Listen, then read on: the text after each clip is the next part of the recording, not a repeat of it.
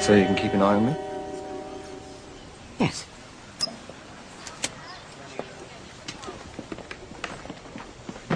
When they analysed the stock market after 9/11, the CIA discovered a massive shorting of airline stocks. When the stocks hit bottom on 9/12, somebody made a fortune. I gotta be honest with you. When the September 11th situation happened, I didn't know that. And I must say, and I wanna say this because I wanna take it lightly. It's not a light situation. It's a devastating act. It was really a bad thing. It was one of the worst things I've seen in my lifetime, you know. But I will tell you, and every trader will tell you, who was not in that building, and who was buying gold and who owned gold and silver, that when it happened, the first thing you thought about was, well, how much is gold up? The first thing that came to mind was, my God, gold must be exploding. Fortunately for us, all our clients were in gold. So when it went up, they all doubled their money. Everybody doubled their money. It was a blessing in disguise. Devastating, crushing, heart-shattering, but on a financial sense, for my clients that were in the market, they all made money. Now, I wasn't looking for this type of help, but it happened. When the U.S. bombed Iraq back in 1991, the price of oil went from $13 to $40 a barrel, for Christ's sake. Now, we couldn't wait for the bomb to start raining down on Saddam Hussein.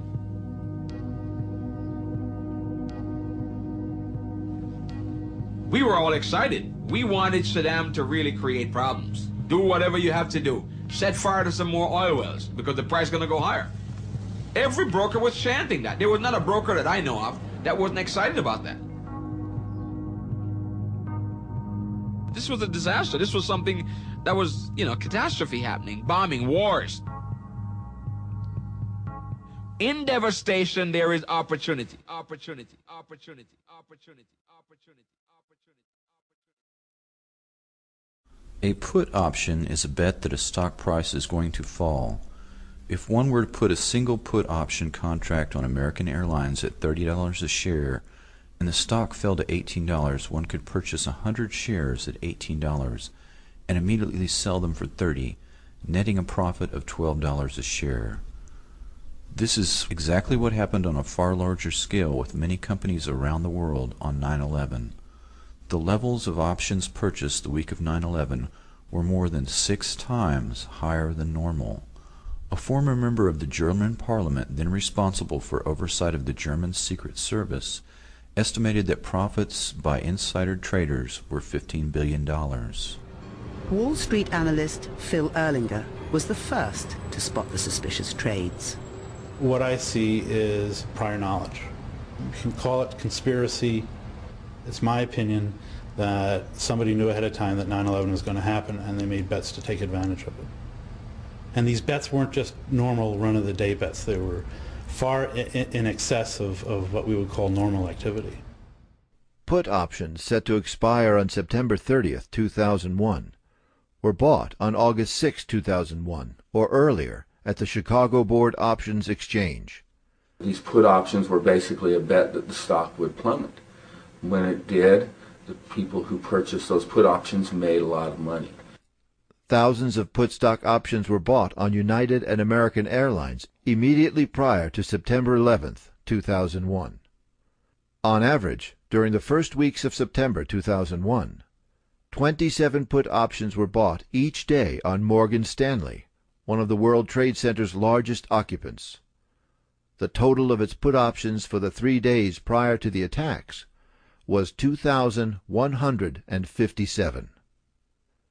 Merrill Lynch, also in the WTC, saw 12,215 put stock options. That is 12 times its normal level. Between September 6th and 7th, Chicago Board Options Exchange saw 4,744 put option contracts with United Airlines and only 396 call options. On September 10th, put options for American Airlines totaled 4,516 versus 748 call options. In addition, these trades were not only occurring in our country, but around the world. There is no chance that all or even most of the trades were placed by Osama bin Laden or Al-Qaeda.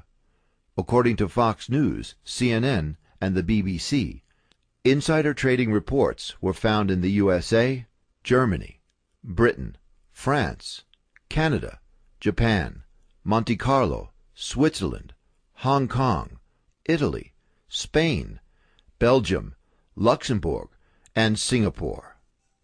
The director of the CIA headed a firm that bought some of these put stock options.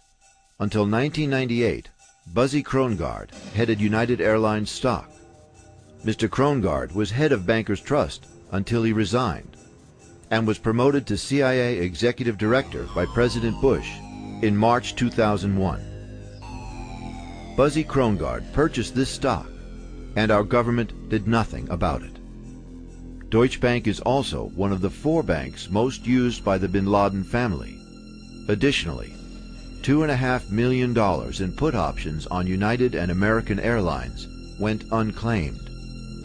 The German central bank president, Ernst Weltek, had a study conducted by his bank. It indicated, quote, "There are ever clearer signs that there were activities on international financial markets that must have been carried out with the necessary expert knowledge in industries such as gold, oil, airlines, and insurance companies." There was a lot of money to be made from the events of September 11th, and indeed, many people in our own government called the events of September 11th an opportunity, an opportunity.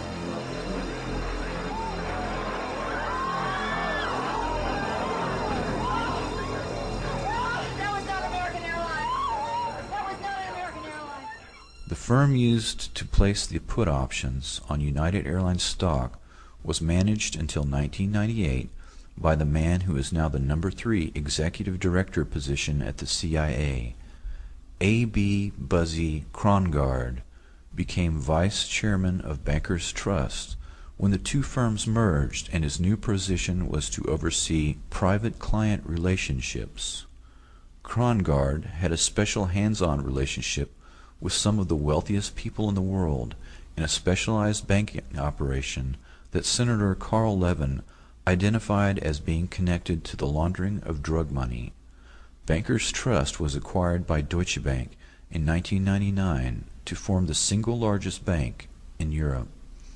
Before 9/11, Kevin Ingram, an executor for Bankers Trust Deutsche Bank, pled guilty to laundering money to finance terrorist operations for groups linked to Osama bin Laden. Deutsche Bank has been a favorite of the bin Laden family and was connected to the hijackers and their support network. Deutsche Bank had corresponding relationships with banks in Bahrain and Kuwait that served George W. Bush when he engaged in illegal insider trading of shares of his company Harkin Energy. Both banks, Kuwait Finance House and Faisal Islamic Bank of Bahrain, had dealt with Al-Qaeda and bin Laden. But when the Bush administration released its worldwide list of suspect financial institutions vowing to track down terrorist financing, neither bank was on the list.